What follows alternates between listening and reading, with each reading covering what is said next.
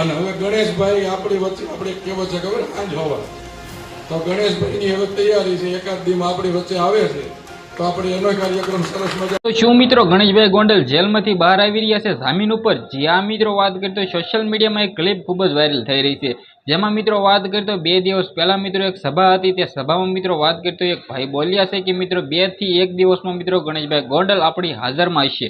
તો શું આનાથી મિત્રો એ અંદાજ લગાવી શકે છે? કારણ કે મિત્રો ગણેશભાઈ ગોંડલ જામીન ઉપર મિત્રો બહાર આવી શકે છે. તમને બધા લોકોને ખબર છે કે મિત્રો ગણેશભાઈ ગોંડલ કરીબ 2 મહિનાથી જેલમાં છે. એમાં મિત્રો આપણે વાત કરીએ તો ગણેશભાઈ ગોંડલ ઉપર મિત્રો 2 થી 3 વખત એમ કીધું જામીન છે એ નામંજૂર કરી દેવામાં આવ્યા છે. પરંતુ મિત્રો આવનારા ટાઈમમાં શું મિત્રો ગણેશભાઈ ગોંડલ ઉપર જામીન મંજૂર થઈ શકે છે અને મિત્રો બહાર આવી શકે છે? કારણ કે મિત્રો વિડીયોમાં ભાઈ મિત્રો સ્પષ્ટ બોલ્યા છે કે મિત્રો ગણેશભાઈ ગોંડલ 1 થી 2 દિવસમાં આપણી સામે જોવા મળે છે. શું મિત્રો ગણેશભાઈ ગોંડલ આપણી સામે જ મિત્રો આવી રહ્યા છે એક જ દિવસમાં? તમને શું લાગે છે? કમેન્ટ કરવાનું ખાસ તમારે બોલવાનું નથી, કારણ કે મિત્રો હાલના ટાઈમમાં ગણેશભાઈ ગોંડલના સોશિયલ મીડિયામાં પણ ઓલરેડી ઘણા બધા વિડીયો વાયરલ થઈ રહ્યા છે.